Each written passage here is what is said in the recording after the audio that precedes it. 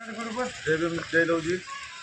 Ward क्रमांक 30 मधून मी बघ टाकून थांबलेला आहे. आवाज जरा मोठा.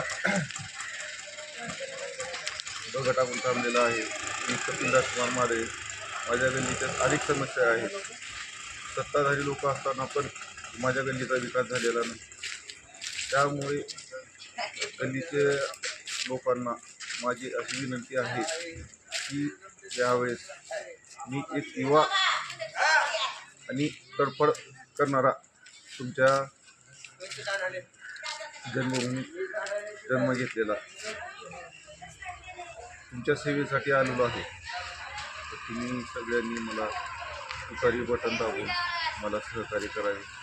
जनतेची जे एवढ्या समस्या आहेत ते मी पूर्ण करण्याची 100% गॅरंटी देतो.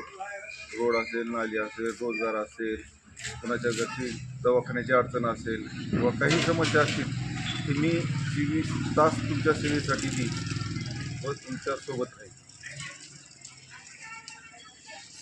आता आपण उमेदवारीला थांबलेला आहे.